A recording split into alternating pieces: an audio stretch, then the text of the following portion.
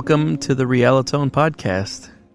I'm your host, Antonio Alcazar, and I'm here with my first guest on my first show. Guest one, why don't you go ahead and say hi? Hi, I'm guest one. You know, we didn't talk beforehand what name you were going to want to have. How do you want to go by? Should it be a fake name, or should it be something that's not even a name? Just whatever name you want. What name do you want? I don't know. I guess Nancy. Nancy? All right, Nance. Hey. So I'm here with Nancy. Now, this being the first episode, I'm going to quickly kind of just recap what it is that we do if you didn't get it from the description. So I'm going to be having a conversation with my guest about politics and religion, specifically about her politics and her spirituality, her spiritual beliefs. Religion doesn't necessarily apply to everybody. And the way that it's going to be structured is that I'm going to first ask her how she would describe her politics and how she would describe her spiritual beliefs. And then we're going to talk a little bit about how that came to be, how it is that she started thinking those things, and what happened in her life to get her to that point. And then I'm going to go back and talk more specifically, examine some more of those beliefs, just based on the things that she says. So let's get started. Are you ready, Nance? I am. Okay, so talk to me a little bit about your politics. What would you label yourself as? I would definitely consider myself more of a liberal in terms of a lot of my political leanings. Do you consider yourself a Democrat? I definitely align myself more with the Democratic Party, but I don't very quickly call myself a Democrat. No? What why? Why do you step away from that? It's mostly because it's more acceptable to me to really kind of accept the fact that I believe that politics should be fluid. So the more you tend to label someone as Democrat, Socialist, or a Republican, the more that you realize, the more readily you label yourself as one party or the other, the harder it is for you to change your idea about what that party thinks about a specific policy. And that can range from any number of things. Off the top of my head, an example is gun control. If you're left-leaning, you might just say abolish guns on the street in totality, Sure. And it's harder for you to say, well, maybe we can do this along with this so that we can provide this for the community. So that's why I'd rather not just say, yes, I'm a Democrat, yes, I'm a Republican. I definitely do adhere to a lot of more liberal policy, but that's why I wouldn't want to just say, yeah, I'm a Democrat. Sure, okay. So as a liberal, why would you say you're a liberal? Like, what policies do liberals, in your mind, follow or adhere to that you would say you follow? The more social ideology or policy are the ones that I would consider myself more left-leaning in, or more liberal-leaning in, because they're more geared towards the progression of social welfare for everyone. So we're not just talking based on your income or based on your education, what you might be able to achieve in this life. It's trying to establish a fair playing ground for everybody, not just certain people. Okay. I'm going to mention some specific liberal policies as I have them understood. Sure. And then you'll tell me whether or not you think you're in those camps. Okay. Okay. So let's start with gun control. How do you feel about gun control? I think that there needs to be a better way to kind of administer licenses. Like, not everybody should be able to own a gun just because you're over a certain age or just because, you can pay for it. People that own guns should be people that have been responsibly trained to own that weapon. And I honestly think that it's something that should be regulated insofar as that even after you obtain your license, people should be still checking up on you. It's not just like, I have a gun now, bye. Maybe down the line in like 5 or 10 years, reassess the person that has a license. Or what do you think the government should reassess them based on? Gun safety, for sure. So knowing how to handle the weapon that you have, because what you have is a weapon, it's a lethal weapon that can kill somebody. And unless you properly know how to store it, you properly know how to handle it, and you are aware of the things that you need to know in order to make sure that's the safest thing in your hands in your house. You need to reassess the safety, and you also need to somehow reassess, this is a little tricky, but the kind of character of the person who's owning the gun. That's a tough one to really evaluate, but you want to make sure that this person isn't medically diagnosed with some kind of mental illness that could lead them to use it in a fatal way against somebody else that they might not be intending to originally. Sure. So to be clear then, you're fine with people owning guns? I'm fine with people owning guns, but it needs to be really controlled because not everyone should have access to a gun. Even people that own guns now, there's a lot of them that are not qualified to be owning that weapon. And it makes me nervous as a civilian who doesn't open carry or conceal carry even, or actually isn't even allowed to conceal carry. Sure. Makes we'll me get to nervous. that in a little bit. Yeah, makes me nervous to know that people that aren't qualified to have these weapons have them. And not only have them, are Sure. allowed to have them. Have you ever fired a gun? I have, very recently. What did you think? So I was warned that Yeah. it was going to be a very kind of rough experience almost. I was warned that it was going to be something that I probably wasn't going to be comfortable doing at first. That Sure. was maybe going to offer a ton of hesitation on my part. Okay. Turns out that wasn't the case. Sure. I fired a gun very comfortably. Okay. I think I did so only because I was firing alongside someone who had extensive training using this weapon. Sure. So Yeah. because I was offered that same knowledge, I felt a lot more comfortable using this weapon. Now, that being said, while I was in the range, there was another couple who was firing next to us. Yeah. In one of the lanes next to us. And while they were putting their equipment away and their weapons away, they were doing so outside of their lane. Sure. So when you're in the lane, you're kind of in your space. It's a little bit more sheltered. You're not safe by any means because there's people with weapons. Right. But the proper protocol to make sure that everyone around you is feeling okay is to just put your weapons away at your lane and then walk everything in packaged up back. And they weren't doing that. They were putting their weapons away back by like the seating area where other people were waiting. And that just made me so uncomfortable. Even though I knew how to use the gun at that point, I'm not comfortable with other people just blatantly disregarding Sure. other people's comfortability like that. Do you feel like you are more or less comfortable with the general population owning a gun now that you know what it's like to fire one? I don't think it made me any more comfortable because, like Did it I make said, you any less comfortable? Yes,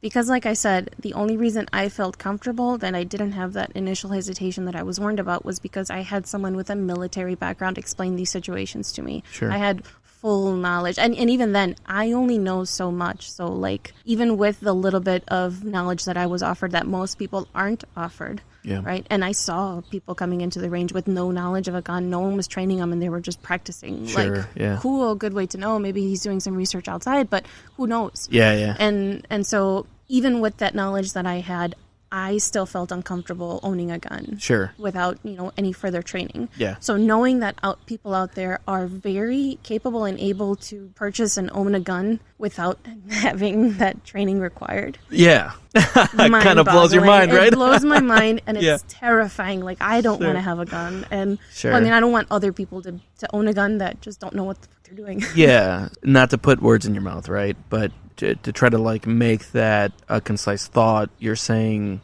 you'd like there to be some kind of training to make sure that a person who has a firearm understands how to use that firearm. Right. Yeah. People that are going to be allowed to have a weapon like that should have the training necessary to know how to correctly use it. And not just correctly fire it, but correctly store it, correctly, put safeties back on or whatnot, whatever needs to happen to make sure that other people that are living in that house are also safe to avoid Sure. any potential accidents. Because, again, it's a weapon that can kill. It's not some collectible toy that you just have hiding around. It's a weapon. Yeah, for sure. Okay. So gun control, you'd like to see some gun control, Yes. but I'm people should okay- own guns. Yeah, absolutely. Yeah. If you are trained properly, I don't see a problem with you having a gun. Sure. Okay. So now let's move to, you want to move to immigration? Oh, sure. Okay, Fun so topic. so how do you feel about immigration? Do you think people should be able to come over here? You think the nation should be closed off?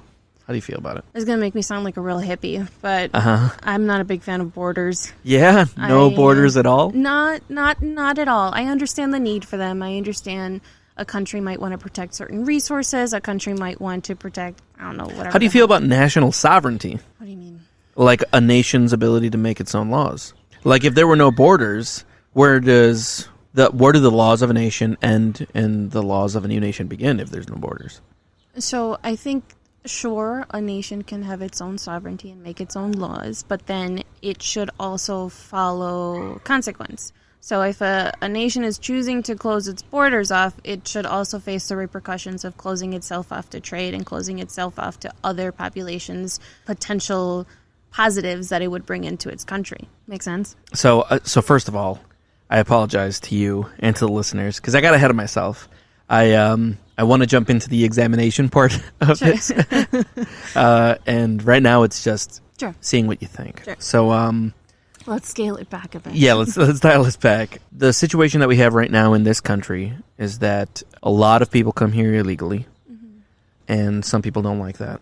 How do you feel about illegal immigration? And how do you feel about legal immigration? Where are you at with those things? I think there probably would be a lot less illegal immigration if legal immigration was a little bit easier. I myself am an undocumented immigrant, and I came over here at a very young age before I had any type of say even. So just further explanation, you are a completely undocumented? Not at the moment. So I actually was approved for DACA or Deferred Action for Childhood Arrivals a few years ago. So you're a dreamer? Sure. That's what they call dreamers, right? Sure. Okay. I'm just giving you the label because so a lot of the reason that we're having this conversation is so that people understand the person behind those labels. Okay. And so one of the labels that gets used for people that are on deferred action is dreamer, right? Right.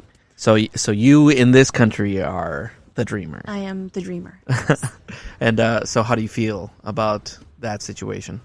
It's tough. I didn't realize the weight of being a dreamer until I was in high school. And I saw my sister going through. I have an older sister who went through very similar things. And until opportunities were closed off to someone who more than merited those opportunities, I didn't realize what it meant that because I wasn't born in this country, I was going to face limitations, right? So we weren't able to drive when all of our friends were also driving to school. We weren't able to apply to jobs and start making our own money because we didn't have work permits or social security numbers to be able to begin that process. We were, applying to college was a hard thing to do. We didn't come from a very high-income family.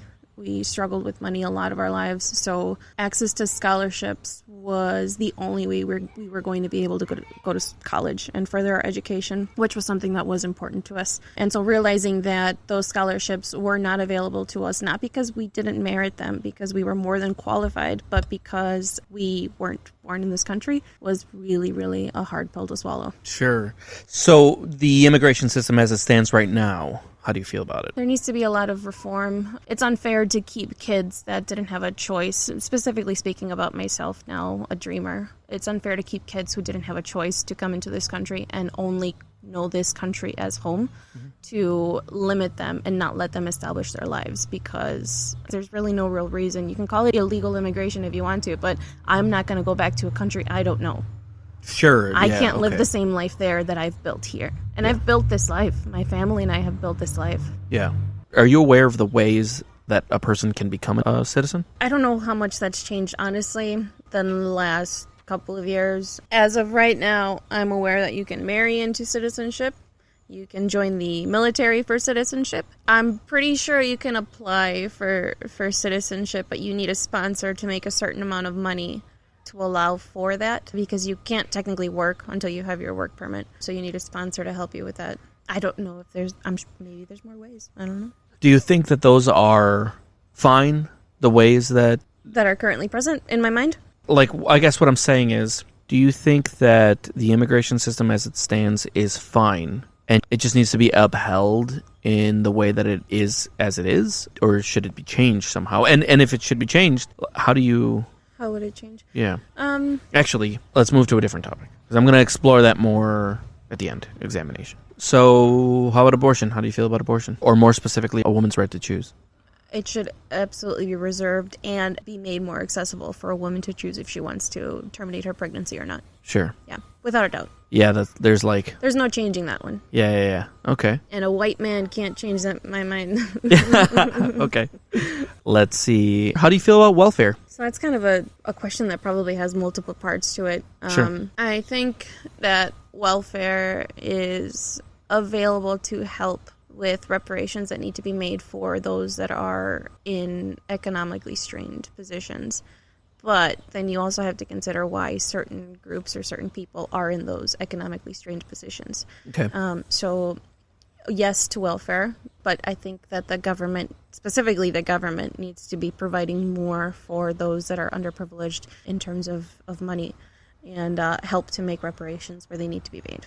To that point, on the more impoverished pockets of society, how do you feel about something like Black Lives Matter movement? Well, are you asking me specifically about the movement right now, or? Sure. Like, how do you feel about Black Lives Matter? I think it's something that is necessary to be making the amount of noise that it's making. It waited a long time to be saying the things it needed to say. I think that the Black Lives Matter movement is obviously supporting the narrative that there's a lot of unfairness towards the Black community, but it's also addressing a lot of unfairness in several other communities at the same time. So it's a movement that we need to listen to and need to start addressing, and at the same time, you know, with your last question, start making reparations for it, because there's a lot of communities being affected, and there's a lot of communities that have been oppressed for a very, very, very long time. And the people that are uncomfortable with this are the people that are okay with the oppression because it's making their lives more comfortable. How do you feel about LGBTQ rights? About upholding them? Yeah. Or just in general? Yeah. What do you think about the role of the government in protecting or not protecting the rights of people who are non-cis? Well, the role of the government in general should be to protect people's rights, right? Because unfortunately, unless they're stated, no one's going to listen to it. Sure. And so the role of the government is to put those protections in place for communities that don't have them right now, that need them. And really just need them to live a comfortable life, because no one's asking for a lot. They're just asking to live the same comfortable life that other people are living. Sure. What do you think about the role of religion in politics? What religion? In general? Should government be influenced by religion at all? Yeah. No, I don't think government should be influenced by religion. I think it should just be like cold, pragmatic policy. Not necessarily cold. Pragmatic's a little bit of a better word. Policy should consider morality, but when you're speaking specifically about institutionalized religion, it gets a little dicey to say that it should be part of any policy, because not everybody is sharing the same beliefs of that institutionalized religion. Sure. So let's talk spirituality a little bit here. Do you have a label for yourself as far as spiritual beliefs go? I label myself as spiritual, literally. That's it. Spiritual. That's it. I was raised Catholic since I was a little girl. My parents are both. Well, okay, this changed over time for them as well. So hold on, before we get into that. I was raised Catholic, and I now call myself spiritual. You're spiritual, okay. And what about you is spiritual? Do you believe in God? I do believe in a God. You believe in a God? I believe in a God. What's your God look like? I don't know what he looks like. Well, what I mean is describe God. Jeez, how would I even go about? This isn't something I normally speak about. Yeah. He's kind of like, in my mind, he's the unmoved mover, right? He was the beginning. Okay. And that's pretty much it. He's not really influencing other things as they happen. He created the universe. Mm-hmm. That's my source for the beginning. Creation looks like what? Big Bang or? In my mind, yeah, it's Biblical a little bit more Genesis. like no, Big Bang for sure. Big Bang. Yeah, and then that's it. He never was. He just is and will continue to be. Do you consider God he, or do you just use it because it's easier? I use it because it's easier. I don't necessarily think there's a gender ascribed to a God. Sure. That'd be wild. Just a dude. He's just a dude. Okay, so dude in the most neutral sense. He's just a dude. He's just a dude. He's a rad dude that created the world. Do you believe in a soul? Yes. Do you believe in I believe in levels of souls too. Oh boy! So let me unpack that. So it's not just a you and me kind of soul. There's also souls everywhere around us in things that we would consider inanimate objects, or even just plants and animals. There's a different soul level that plants possess, that animals possess, that human beings possess, but we're all made up. It's the material plus the immaterial that makes up a thing. Everything. Okay. Makes sense? So you think everything has a soul? I think everything has a soul. Like everything has an animus? Yes. All right. How do you feel about life after death? I would ascribe to more of a cyclical type of progression. So you're living this current reality, you're living your current this, and your soul will progress to another life, and it will continue. It's just a cycle. You're living your life for whatever purpose until you fulfill your purpose, and then that's the end of your cycle. What happens at the end of your cycle? Nirvana. What's that? Heaven. You're in unison with the Creator. Well, okay. Then you don't even need to worry about existence at that point. You don't have to worry about materializing what it looks like, because there's no point. You're just in unison with creation. You never were, you never will be, you just are at that point. So at that point you cease to be yourself. Right, because you're no longer a makeup of your physical with your non-physical form. You're just your spirit, your soul. Now, the thing that I haven't gotten to around is why you were sent from, why your creator, why our creator, or why my God created these souls, me, even, so, and then why send us off to just bring us back? That's so what's the purpose of life? Exactly. What was the point of being released in order to come back? What am I supposed to have learned? But that's why these cycles are important. That's why I think we're going through all of these cycles, so that we can eventually learn what our purpose was and be reunited with our Creator. So you think that's the point? The point is to figure out your purpose? The point of life, yes, but I don't understand the point of creation. Because why not just tell us what the point was in the beginning? Sure. Or maybe the Creator did, and then we just didn't care. Who knows? Maybe there's some souls that are created and have always been, because they understood their purpose right away. Who knows? Who knows these things? Okay, so talked a little bit about what you think politically. Talked a little bit about what you think spiritual. Pretty liberal, right? Huh? It's pretty liberal, right?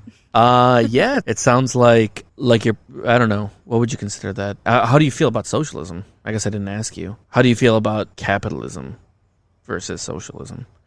Because I think that's a major political thing that I didn't mention. I think our version of capitalism isn't working. Okay. It isn't working because it's not, I don't want this to come off as whiny, but there's really, really little way of phrasing it for me to not make it sound whiny. It's not fair for a lot of people. It's not fair that because you were born into a situation, you're dealt a shit deck, and then no one is doing anything to help you climb out of that. You're not starting at an equal place on the finish line, on the race line with everybody. You're starting at the way back, and no one's helping you catch up. No one's stopping to help you. So our version of capitalism isn't one that's conducive to making sure that everyone is living at the very least a decent life. Because again, I've said this before, no one's asking for the world. Some people just want to live a decent, healthy life, and there's very little access to any of that in this type of capitalistic society. So I think socialism would influence it in a positive way. We could definitely benefit from some more social programs to help even us all out. Okay, so let's talk about your life. So you weren't born in the United States? Right. Where were you born? I was born in Mexico. Mexico. I was born in Mexico, but I was raised completely in the United States. How old were you? I was 1 year old. You were 1 when you got here? Yes. Okay, so you've only ever known the United States? I've only ever known the United States. I only speak Spanish because my parents forced me to take it up as my first language. But you do speak Spanish? But I speak Spanish fluently. Yeah? Yeah. Wow. Can we hear a little bit? No, I'm kidding. Don't do that. Have you ever gone back to Mexico? I got the opportunity to as soon as I was approved for my deferred action. So that was maybe 3 years ago now. Okay, cool. Did you like it? I loved it. Yeah. I didn't go to the homeland as far as where I'm from. I didn't go to the state where I was born. I visited my dad's family in the way opposite end of the country. Yeah, so for those who don't know, I've never been to Mexico, and I was also born in Mexico. So I can't even imagine what it must feel like to be in, where you're from, I guess, so to speak. To finally be where people keep telling you to go back to. I didn't think, it's got to be weird. Yeah, obviously I always wanted to go because there was a part of my family that I had never met before and wanted to get to know. But I never felt that pull to want to be like, I never thought that I would feel like I was home when I was in Mexico. But Something felt but real. something felt real when I was there. I for sure felt like there was patronage. Like I felt a part of that community. Sure. And nobody was questioning it either. Even Really? though, like, I speak Spanish fluently, but I'm sure that there's got to be an accent coming through because I don't use it as often as I would. I hate to admit this because, I hate to admit this. Because you hate to admit anything. But I recorded myself when I was figuring this stuff out, and I played myself back in Spanish because I was having a chat with my dad, and I was just like, "Oh, you do have an accent." Yeah, and even just outside of the normal like confusion from hearing yourself speaking a different language, or the identity confusion, whatever. Yeah. I didn't feel alienated from my community. Everybody welcomed me with open arms. Everyone was like, the community down there was just amazing. So tell me a little bit about how it felt to have grown up in a community, in an environment where a lot of what's being told to you is that you don't belong here, right? There are people that are on TV having discussion, real discourse, discourse about whether or not you belong here. Yeah. And then you go to Mexico and everybody welcomes you. What does that feel like to be a part of a community that goes, yeah, you're here? Yeah. You know? It's tough, and it's honestly a real dissonance because I have only ever seen myself as part of this community. Like this as in the United States. This as in the United States. I was raised thinking, or it was kind of like pushed on me that I should have a lot of cultural pride and pride in the heritage of where I'm coming from. And my dad really pushed me to learn about my roots and made sure that the love for Mexico was there. And it was. I grew up really adoring a country that I was born in, that I knew my parents came from and framed who they were as people. So the adoration for Mexico was always there, but it never felt like that's where I was from. Even though I was born there, I was raised here. So I always saw myself as part of the American community. How old were you when you found out that you weren't American? So I always knew that I was born in Mexico. My parents never hid that from me. Okay, when did you find out that you weren't a citizen? When I realized that I wasn't a citizen, I must have been in my teenage years. Early teenage or late teenage? Early teenage years. Really? What was that like? Do you remember? I remember it not meaning anything. Sure. I was just like, okay, well, I was born somewhere else. That's kind of exotic. That's kind of cool. Sure, okay. You didn't realize the legal implications. I didn't realize the legal implications. And it wasn't until I started realizing what that meant for me in my life. Yeah. And that's when you were talking about a little bit ago, when you guys started realizing you couldn't get a license. Right. Little things. I couldn't get a license. I couldn't apply to work. Yeah. And for me, it was a little bit more short-lived because the DACA program rolled out when I was like 16 or 17. Oh, sure. So yeah, that's I right. That was back in very 2000. Little. Yeah. The only thing it really, really affected me in was applying to school. Sure. So, not to brag, but I'm going to a little bit. Because education was something that was really pushed in my household. I excelled in school. I did really well. Sure. And I did so because I knew I was coming from a very economically... of course, restricted household. Yeah. So if I wanted to go to college, it was because I was going to be able to get scholarships that were going to pay my way through it. There is absolutely no way that my parents were going to be able to afford that. And me not being able to work, how the hell am I supposed to pay for it? Sure. So I knew that I had to do well in school, and I did. And the only eligibility requirement that I wasn't meeting was that I wasn't a citizen of the United States. Sure. For scholarships? For scholarships. Were there scholarships that still were able to be applied to your... Very few. It wasn't until the next year, I believe, that I was looking at scholarships that it said U.S. citizen or DACA recipient. Oh, okay. Yep. So that's still, again, earlier on in your in your like pre-adulthood, early adulthood. Mm-hmm. And so you kind of grew up in a also liberal environment where would you say your parents were liberal, or? Yeah, so... Did you talk to them at all about that? How political was your childhood? My dad was pretty politically inclined, but he followed a lot of the politics that happened in Mexico. Okay. So a lot of the policies that were happening like real time in the U.S., he wasn't following unless it was concerned with immigration. Okay, sure. So everything that I picked up was just from my experience and from my education. Do you remember 9/11? Were you old enough to know what was going on? I remember being in my classroom and what I was doing, but I didn't understand any of it. I was like 7. Yeah, okay. So, yeah, that was a little too early for you to realize Yeah. anything was happening. Yeah. You remember the Bush years, or are you more the Obama years? Very little. Yeah, Obama years I'll remember more clearly. How did you feel about Obama when he became, the first black president? Did that mean anything to you? When I that thought happened? it was great. So certain events like that, like really grand, momentous, historical events that should bear a lot of weight in people's memories, while they do, for me, also feel, I don't know, whenever they're happening, I'm always just like, this is what should have been happening. Like, this is Okay. only a momentous occasion because of all the oppression that has happened beforehand. Okay, but so question for you. So, do you remember when Obama got elected? Yeah. The first time? Yeah. In 2008? Yep. That election was against John McCain and Sarah Palin. Do you remember that? Yes. At that point, did you have a sense of who you wanted to win? Oh, yeah, absolutely. Really? And it was Obama? It was Obama. Yeah. That's crazy. So you were young, but you were already skewing left. Yes. Do you remember, and this was young, but do you remember why? This was young, and this was also a little bit out of the ordinary for the environment that I was in. So the high school that I was in was a very conservative, private Catholic high school. Okay. So How did you manage that? I don't know. It just Because you said you guys were from limited means. we were. Oh, do you mean how did we pay for it? Yeah. Scholarships. Oh, okay. Yeah. My first two years were completely paid by academic scholarships. Okay. And then the last 2 years, I got lucky. It was not technically a Milwaukee school, but because we were on the border of two cities, one of them being Milwaukee, they eventually were granted Milwaukee status and were able to grant Milwaukee Choice Okay. as part of their offerings. So I was able to apply, and Milwaukee's Choice is just a need-based thing. So because my Sure. family was poor, I was able to apply for it that way. Huh. So So the you first 2 guys years- were the poor kids at a rich school? Yeah. Yikes. Yeah. How was that? Again, because I felt like such a part of the community, I mean, Didn't even realize? I don't even know if I should describe myself physically, but I don't look like a minority. Sure. What do you mean by So- you don't like? Because let's explore that too. Because Sure. that's a big thing, especially in the minority community, Yeah. in the immigrant community. So, a lot of times you hear about an immigrant and you think a brown person or Yeah. whatever it is. Yeah. But a lot of immigrants No, they don't look like they brown. look like another. They just look like another person, you know. So, And so yeah, I- but not to get too hung up on this, Yeah. but how do you feel about the idea of white passing minorities?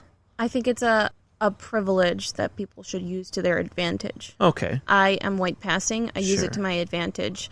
I opened up a very culturally rich business in a very white neighborhood. Sure. And I think we were so widely accepted because we're white passing. Sure. Okay. But that opens doors to communities that don't normally have this type of interaction with minorities. Yeah. So use that to your advantage. Start the conversations with people and start to maybe shift perspectives that they wouldn't have considered before. How was it like being a white passing student at a high school? It made things really easy, but at the same time, it made things very confusing because I felt like such a part of the normal community. It was really weird when I was alienated for certain things. What do you mean? Like what? So, even just applying to college was a process. Oh, I right? see. Okay, So, yeah. because I felt like part of the community, but at the same time, I wasn't. Like, Sure. it was a really jarring juxtaposition to be facing because, Yeah. you think of yourself as one thing. Yeah. People perceive you And then as there's the a same hard thing. reminder that and then you're they're not. just like, just kidding. Sure, yeah, of course. You're not.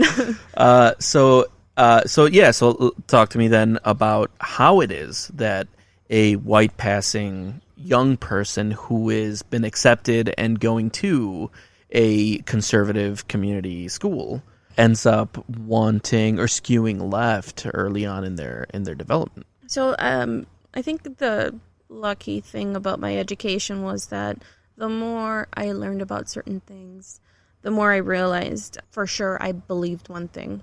Sure. So, for example, I grew up in a Catholic environment and continued my Catholic education throughout high school. How young were you when you started going to Catholic school?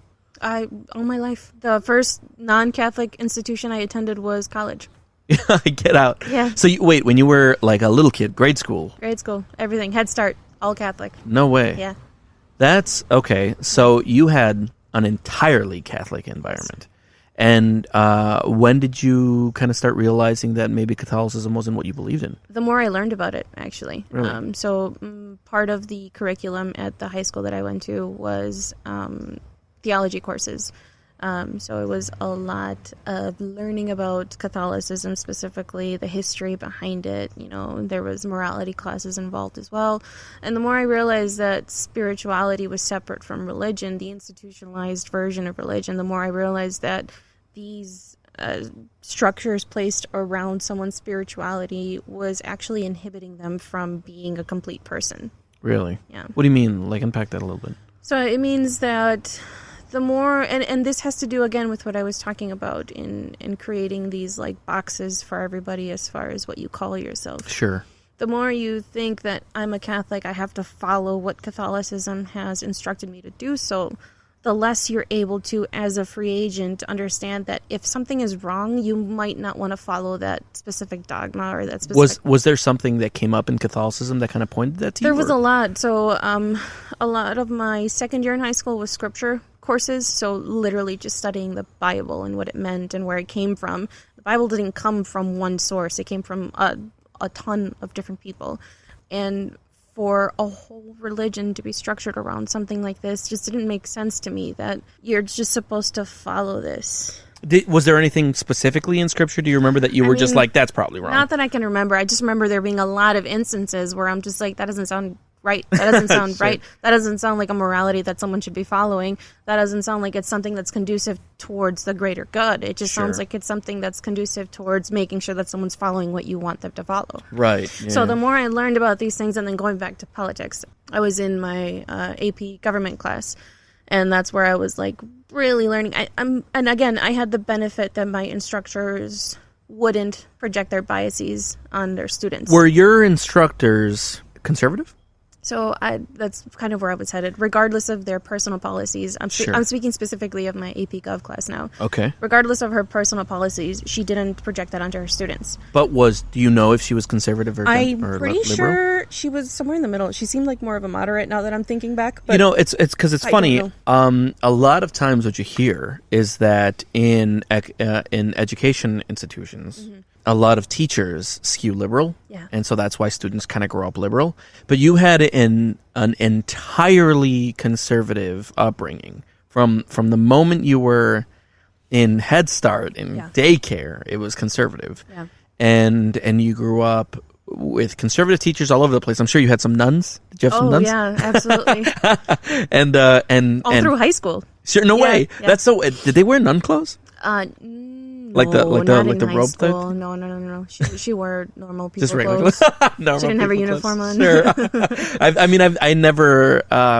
I don't think I've even I think I've seen. In grade school, I had fully clothed, like covered nuns. No way. For sure. Yeah. So I think I've seen a nun wearing like the religious clothing, maybe like in airports or in passing. But I've never been in a situation where like a nun was in a. I was instructed by a few. That's crazy to me. That seems so antiquated to me. Not in like a weird way, but just in a way that I didn't even expect was still around. Sure, yeah. So you had an entirely conservative Catholic upbringing, and then without even paying a ton of attention to it, sometime in your early development, because in 2008 when Obama was, and I'm just using it as a marker, when Obama was elected, you were already skewing liberal. You already felt like you wanted Obama to win. You were already anti.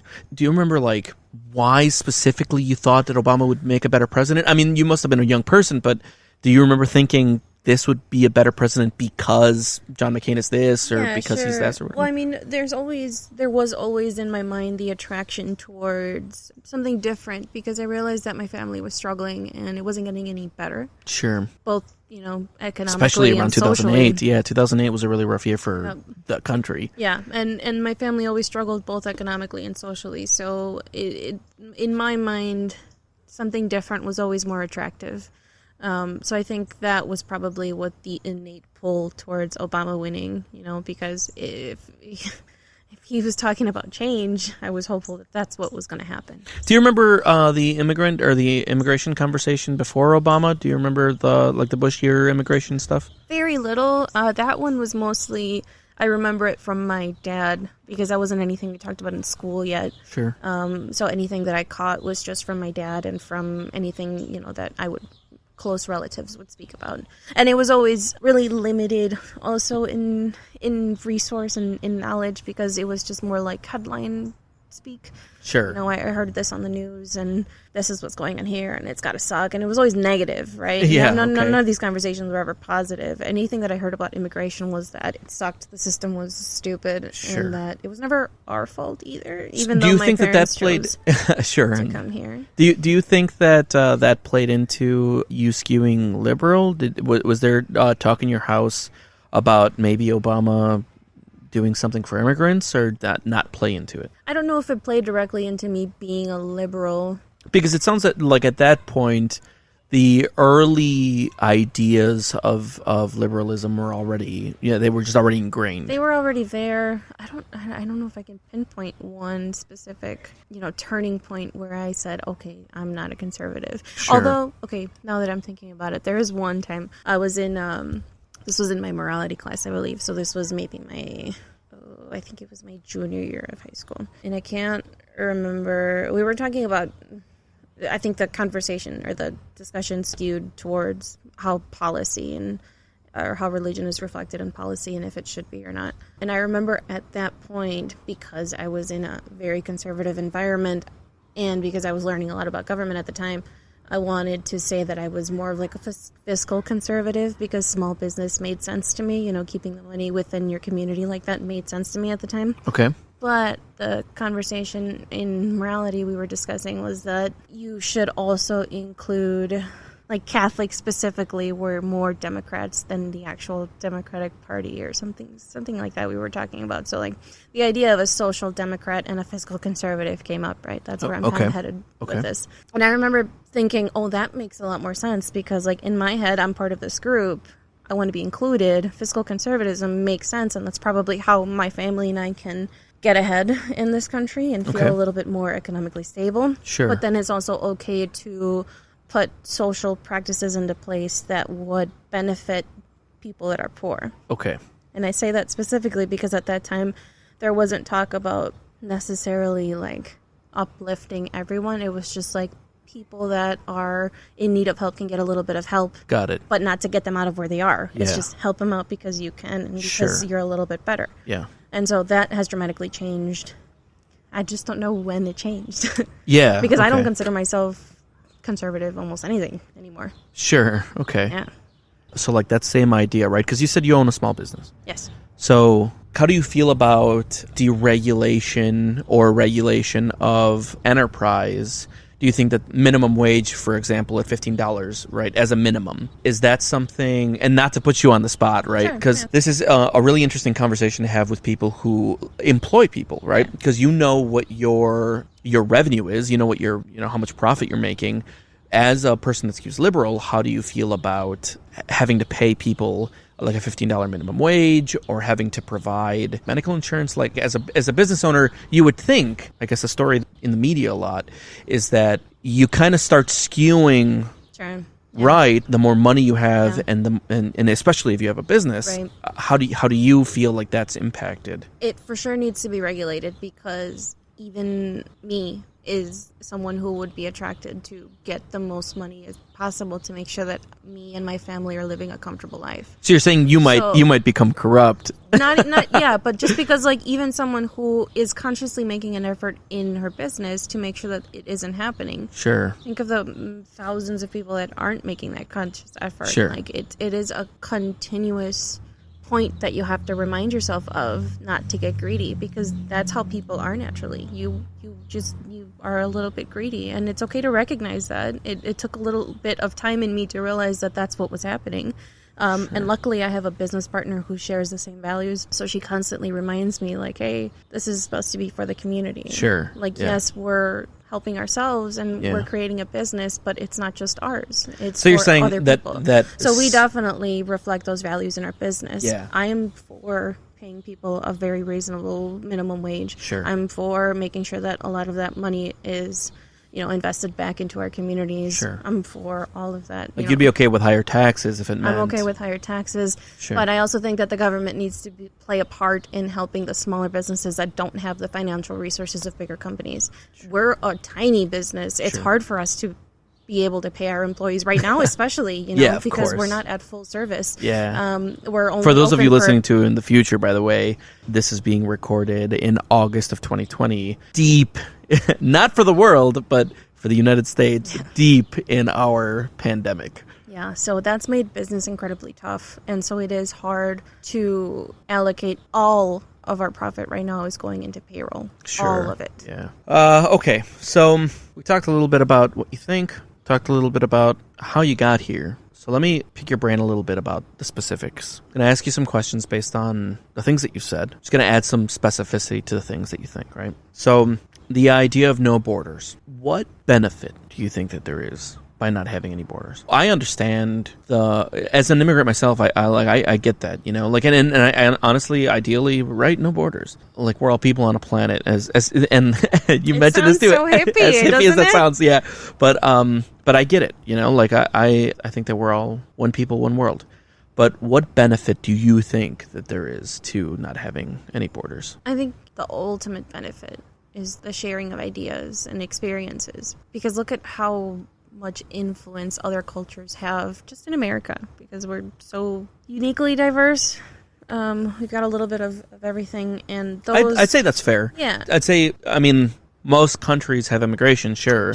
I do feel like it's fair to say that America might be a little bit more uniquely diverse. I think that might be the problem right now. As far as I feel like if we were more homogenous, we're just seeing it as a problem. It's not a problem. No. What I'm saying is, like, the only reason it is a problem here is because it's not been that way. I feel like a more homogenous country might be able to get away with saying there's too much immigration, but this is uniquely a diverse country. Yeah. You think that's benefited us? Diversity? Yeah. Oh, yeah, absolutely. The sharing of ideas and experiences ultimately is what is gearing betterment in everybody's lives. Sure. So let's explore that a little bit. How do you feel like diversity helps us? So just bringing it down specifically to me, right? I was lucky enough to grow up in a very diverse environment. Even though in my high school and then more adult life, I'm not so much in a super diverse environment. When I was in grade school, I was in a Catholic school that was in a lower income neighborhood, which means greater diversity. I benefited from that tremendously. I think being aware of other people's experiences really helped shape the way that I see things. And you feel like you got some exposure to... Maybe that's what makes me so liberal. It's just being because that happened young. Because that happened young, yeah, and it's just being so okay that other people are living different lives. Yeah.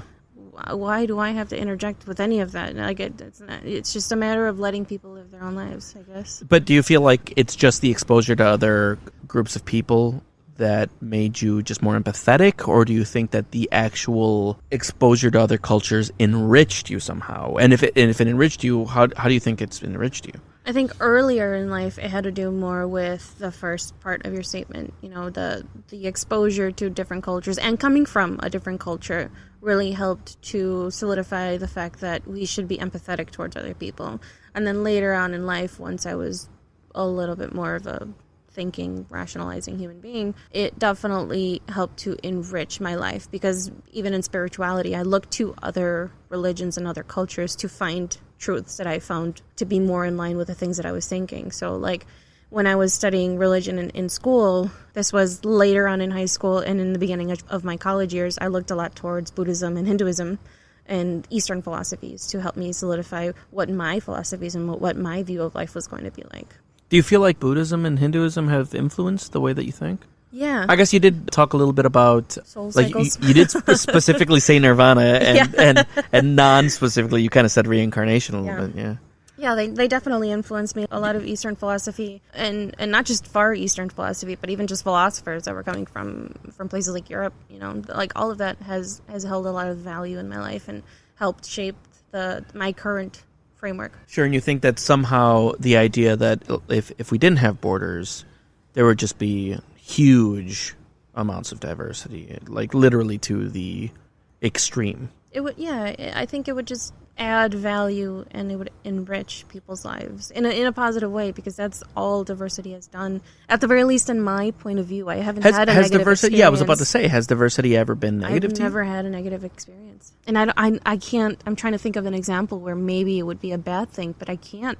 Sure. Do you feel like your culture, right, and as an immigrant that is really more of an immigrant in name, given that you grew up in an American community, Sure. Whatever it is that ended up being for you, do you feel like it took away at all from a nationalistic pride? Fuck nationalism.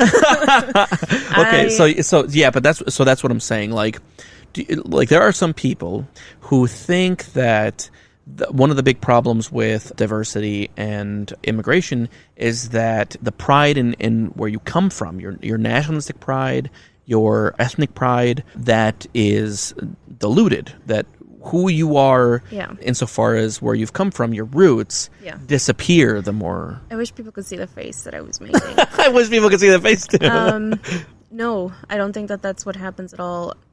I think people that fear that are people that have such a fragile state of just who they are, and probably are scared of losing what little grasp of reality that they have been able to grasp. Okay. Because no, nationalism does not, or diversity is not going to hinder nationalism, and it shouldn't, right? Because I am someone who is from Mexico, very proud of where I came from, proud of my country, part of its mistakes and its continuous growth. Sure. But that isn't going to equate to me saying you can't go live your life in Mexico because you're not from there. Okay. I see what you're saying. And that is also not going to say Mexico is the only right thing in this world. Sure, okay. That type of nationalism is dumb, it's scary, and it's honestly just the worst thing in this world. And lack of diversity is what causes that. Sure. I'm pointing and I'm getting super angry right now because it's something that honestly, it just doesn't make sense to me. I don't understand why someone's,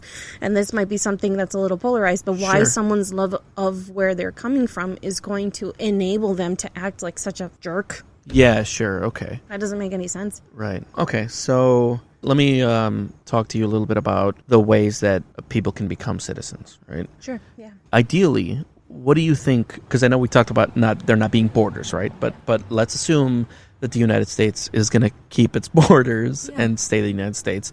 What is a better situation, do you think, for how people can immigrate? Like, ideally, what is your best immigration solution? And obviously that's a loaded question, right? You're not a policymaker. You're not any kind of politician, but it's super loaded also because it involves current reform. So you have to handle the current situation and then put in place. Well, how would you handle the current situation? The current situation, I would definitely encourage legalization for people that are already here. Okay. So people that immigrated here and people like me, I'm going to throw myself in there. People like me that were brought over at a very young age. So. Okay. So dreamers, all the dreamers. Yeah. Dreamers citizenship. Be a pathway for citizenship for sure. Pathway meaning, there's an application process. It's not just like, oh, you were born here, give me your name. No, you're a citizen now. I don't know a lot about what Ronald Reagan did back in like 86 or 87, but I think that's what it was. Like he was just like, boom. Handing out green cards. Yeah, like he was throwing them off. Oprah style. Yeah. You get a green card. He was on the balcony of the White House just tossing them off. But it's so funny, because he's the Republican, guy. Yeah, and he was a social democrat. Okay, so dreamers, a pathway to citizenship. Yes. Anything else? Anything more specific as far as people that aren't dreamers? Yeah. But, if you marry into a household with a citizen, you should be able to be a citizen. You should be able to apply for it to be a citizenship, yeah. Okay. What about if you have a kid? I mean, I just don't see why not. I don't see why you shouldn't be allowed to apply for citizenship and live there. I don't see any negatives to it. Why? Okay, but how do you feel about the people that say, there's scarcity in this country? There's the poor, and if we invite more people to be in here, there's going to be more people to divide between the poor. Yeah, well, there's a reason there's a lot of poor people in this country. There are specific policies that are put into place to keep those people poor. So unless you're planning on helping those groups of people get out of the situation that they're in, you can't use that as an excuse to say, I'm not going to let more poor people come in here, because that's invalid. my family isn't just going to come over here and choose to be poor. Sure. Okay, I see what you're saying. Put in a situation because there are current policies in place to keep those communities marginalized. I see what you're saying. So it involves total reform. Yeah, okay. So that's why it's such a heavy loaded question, because there's a lot of other influencing factors that kind of need to be changed too. So you're saying immigration's not the problem. No. It is maybe wealth disparity. Wealth disparity is a huge problem. Yeah. Sure. Okay. So that kind of plays into another question that I was going to ask you, which is, you think that the government should right now be playing a more active role in making sure that the people at the bottom weren't so far bottom, right? And also making sure that people at the top aren't so far up at the top. Oh, really? You believe in a wealth cap? Wealth cap for sure. Really? What's your ideal wealth cap? No one needs more than $1 million. $1 million? No one needs more than $1 million. I want more than $1 million. Nobody needs that much money. That's going to last you a very long time. $1 million probably wouldn't last that much time. Not if you were living the way that you want to live. I don't know. Yeah, I guess. I like I think wealth caps are ideally, I would like a wealth cap too. So, but I think whatever number you put out there is arbitrary, right? But I think $1 billion would probably be a little bit better. So this maybe might shine a little bit more of a light on who I am. Sure. $1 million sounds like a fuck ton of money to me.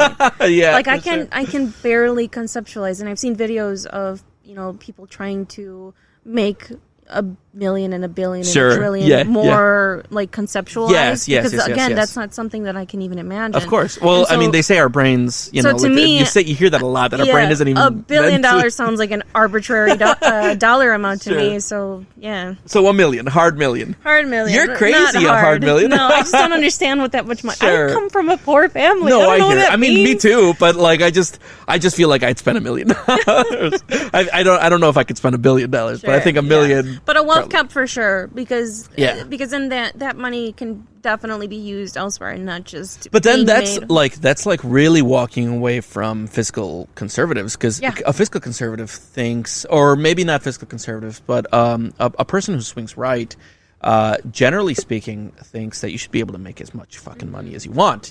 There should be no wealth cap. But and you think the exact opposite. The government should take an extreme role in how much money you make. Yeah. But then where's the incentive? Just to make the $1 million? They send you a card in the mail that says congrats on your $1 million, and then you just got to the end of capitalism? So at that point, there really isn't an incentive to make money, because you're living your comfortable life, right? Sure. The money that you're making is used to help enhance your life, but you're no longer struggling to just live. You're no longer struggling. Gone. Yeah. You're no longer struggling just to find comfort. Yeah. You're no longer making sure that you're just living month to month, trying to make sure that your rent is paid. And with $1 million cap, nobody's doing that. Nobody's doing that. It's such a that adds so much pressure in people's lives, and something that I see firsthand. Not just myself, but my family. My mother struggles in the same way. Sure.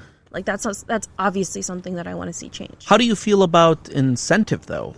Okay, so let's say you make your $1 million. Sure. You think you could live the rest of your life on $1 million?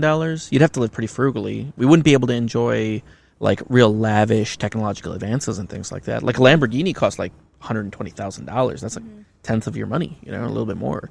So and a really extravagant house, sometimes they cost more than $1 million. And obviously, if the $1 million was the most you could make, that's the kind of stuff would go down. But a lot of the reason that we've progressed technologically and in things like leisure are because some rich people want more advanced things, and so that's driven a lot of our progress, materialistically at least. How do you feel about that?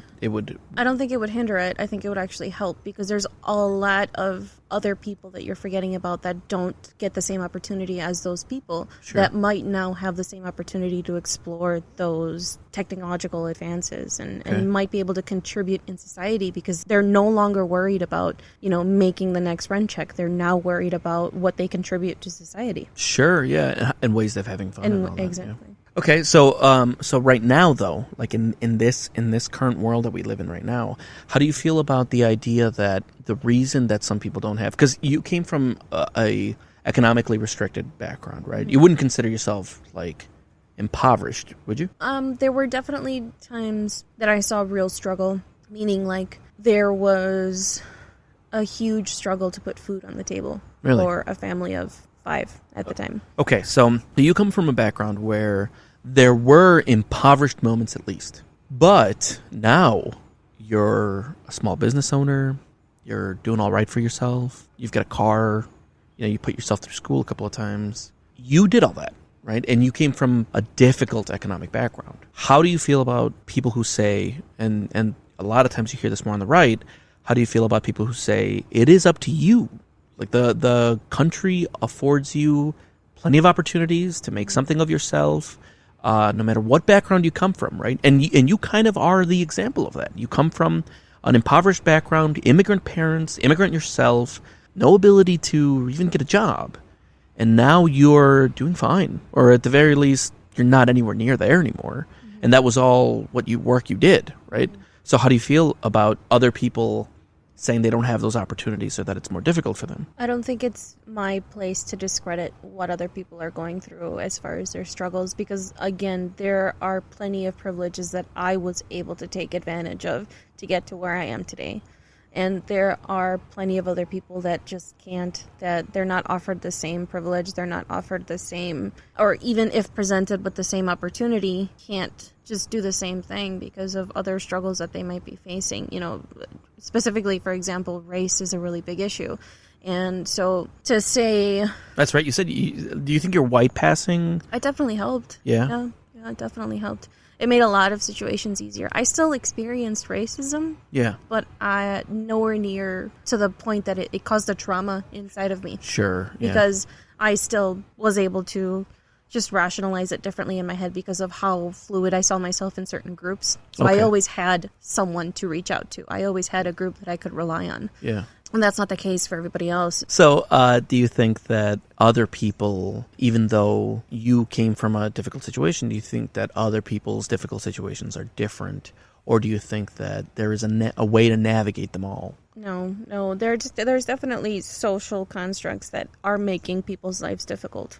There are policies in place that are keeping oppressed people oppressed. Sure. And it's impossible to pull yourself from your bootstraps and live a better life. Well, literally. And I feel like that this explanation has been exhausted, but that term was created to illustrate the fact that it is impossible to lift yourself up by your own bootstraps. That is very literally an impossibility. Yeah, I hate that term, and I've seen a lot. I have a few friends that use it that are from the same ethnic background as I am. It's interesting how we come from a community that's very divided. And like obviously you see division all over the place, but in the immigrant community, there's a lot of weird ideas about what's possible. A lot of and if you somehow made it, you're better than all the other immigrants. Yeah. That's such a bad mentality to have. That's such an American mentality to hold. You're not better than anybody. Sure. Okay. Well, let's talk about the soul a little bit. Oh, sure. Okay, so when you die, you go to the next life. I don't know that there's not a transition period in between, but you are cycled into a next soul rebirth, yes. Got it. Okay. So, do you know anything about contemporary physical theory? Very little. Okay. I explored some thoughts while I was in like my first or second year of college, but I don't have the greatest memory, I'll be very honest. So a lot of the stuff that I learned, unless like I commit it with intent to my memory, it's gone. How do you feel about different dimensions? Do you believe in different dimensions? Like parallel universes and stuff? Yeah. Yes. Are you aware I think there's enough of the science behind it is enough of a possibility that it probably exists. So specifically to that science, are you aware of, again, played to death, right? But for the people who don't understand or the people who don't know, are you aware of quantum mechanics and the implications of quantum mechanics? Like more specifically, are you aware of like the double slit experiment? Or Oh, sure. Yes. Okay. And are you aware of the many worlds interpretation of quantum mechanics and all that? Okay, cool. Because I don't know quantum mechanics, but I know those things. Yeah. I know enough to know that there is some science behind the idea that there might be like a probability wave and not any kind of fixed position. So that kind of plays into multidimensionalism and all that. Do you think that there's a possibility that there are other dimensions where you're doing other things? Yes. Okay, so if you do that, right, do you all die at once? Yes. Do you all die at once? Yeah. So then there are not infinite dimensions. There aren't dimensions where you're not dying. Okay. Huh. Because what I was going to say is if you don't all die at once, does your soul wait for all of them to die when you die? Or? Right, because the idea is that your soul is one. Yeah, right? exactly, yeah. Or are you not you in those other dimensions? What do you feel? Well, I feel like you're only you because you're a composition of your soul and your physical makeup. Okay. So following that logic, you are also you in this alternate... In the other dimension. In this other dimension, made up of both your physical and non-physical makeup. Sure. So yes. So then what? Everybody dies at once? No, then you're all living your own independent life. You're not all technically living the same timeline. So that wouldn't make logical sense to say that because I'm dead, my next me is dead. Okay, so then let's say you die, like, right? So sure. like you die and you get reborn. Is there other yous still alive? My other you is just living in a different timeline, still alive, yeah. Okay, and then your new you is a different person now. Oh boy. Oh boy. Classic, like, tug at the shirt by the neck here. Sure, yeah. It's... I want to say the things that make the most sense, but I just don't know. Well, what makes the most sense? What makes the most sense to me is that even though we're on different timelines, if my cycle ends here, the other cycles have ended as well. Really? Okay. That makes the most sense to me. Sure, okay. But it doesn't make the most mathematical sense. You mean logical sense? Even mathematical, but sure, logical. What would be the math behind that? The only reason I tug at that is the probability wave. That because this timeline isn't necessarily sharing the same timeline as the other. Sure. How do you feel about time specifically? Non-linear? Non-linear for sure, yeah. Huh. Okay. Yeah. And that's something that I have to constantly remind myself of. That time isn't passing. It's just not stopping. That makes sense? Okay, yeah. Like you're experiencing the passing of time? I'm experiencing the passing of time, and I'm measuring the passing of time, but it's not really happening for me or for anybody else. Yeah, okay. So do you feel like we are separate from God? No. I think there's something that ties us to our Creator. Right now? Yeah.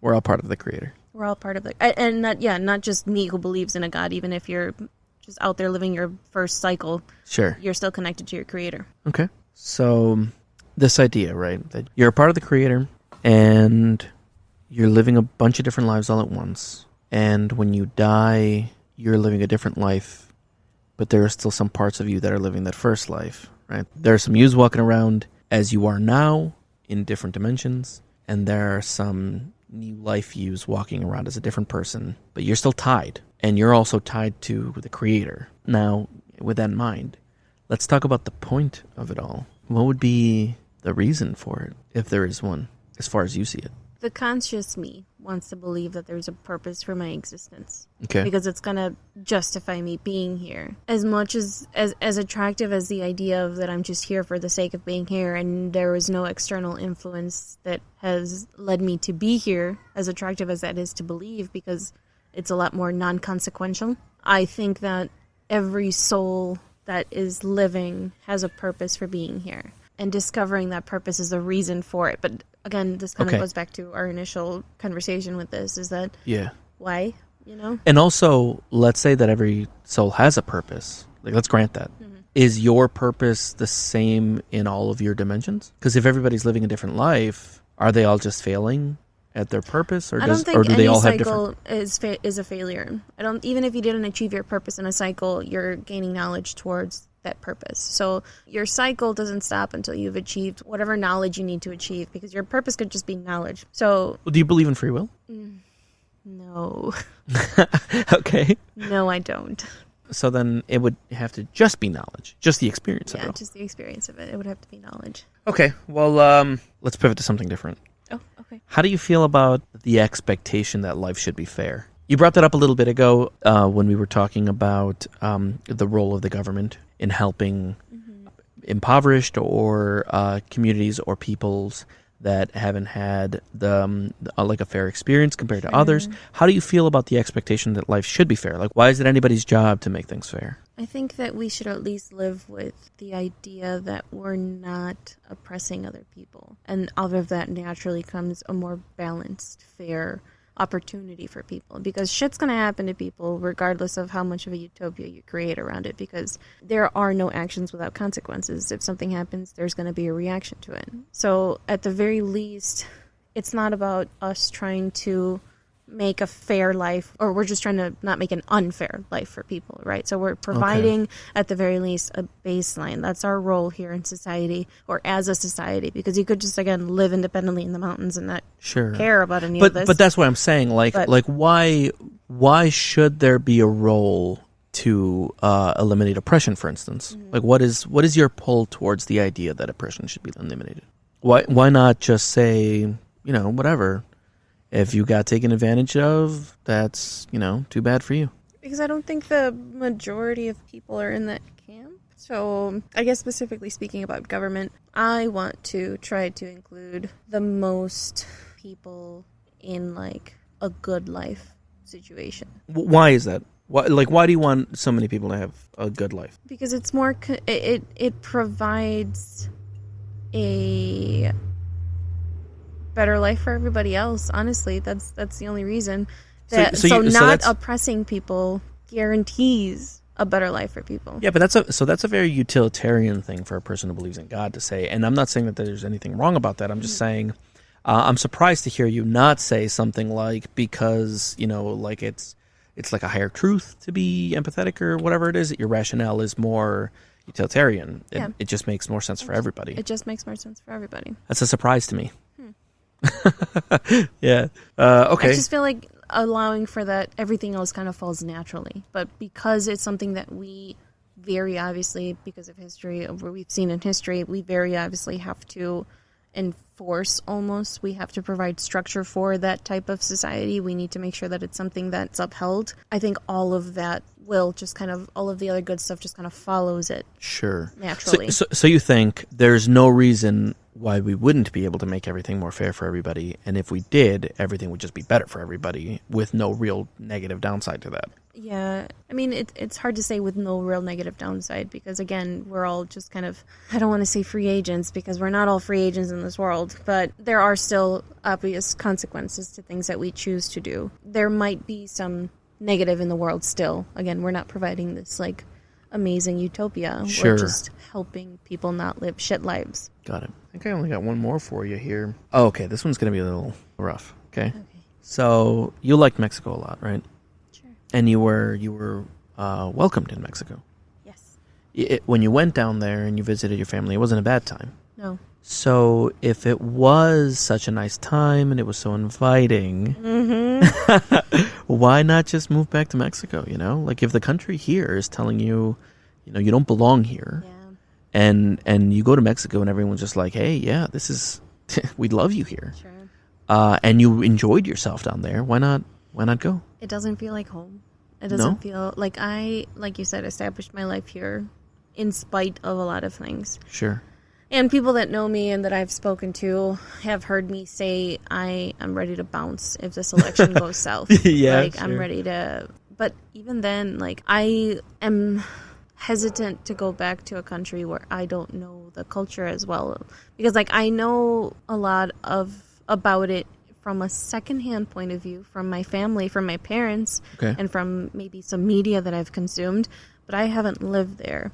Sure, I might adjust and I'll be fine. Sure, maybe. Yeah. But also, I call this place home. I call this America my America. Really? So it's hard for me to say, yeah, I'll go back and I'll start and live my life there when I've fought so hard to establish my life here. And you like your life here? Yeah, it could be better.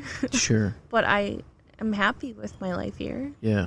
Things that could be better just include, the well-being of my immediate family. I'm really close to my family, my parents especially. So when I see constant struggle in their life, it makes me very uncomfortable. Sure. So that's what could be better, just not having to see that constant struggle with him. But you definitely feel like this is where you belong. But I feel like this is where I should belong. Yeah. All right. Well, Nancy, thank you so much for being a part of this podcast with me. I was really happy to hear a lot of that. It was really fun getting to explore a lot of why you think the things that you do, and to get really into the specificity of it all. Mm-hmm. Yeah, it was a real pleasure. Thank you. I hope you enjoyed yourself. I did. All right. Well, to everybody listening, this has been the Realitone podcast. If you enjoyed what you heard, please give us a subscribe, and maybe follow us on the different social medias. This is the first episode, so I'm not 100% sure that there's a Facebook. No, you should be able to follow us on Facebook, on Twitter, and on Instagram. I think those are the ones that I made. Whatever. Instagram. People still use Twitter is what I was going to say, but of course people use Twitter. Twitter. Of course I just don't use Twitter. Yeah. So if you can give us a review on iTunes, those help so much. Maybe, wait until you hear episode 2 or a couple before you give us a review. Who knows if you're going to keep liking it, but at some point, consider giving us a review. Well, thank you so much, everybody, for tuning in. Really looking forward to seeing you the next episode, or I won't see you. I don't know what I'm talking about. But anyway, have an awesome time, night, day.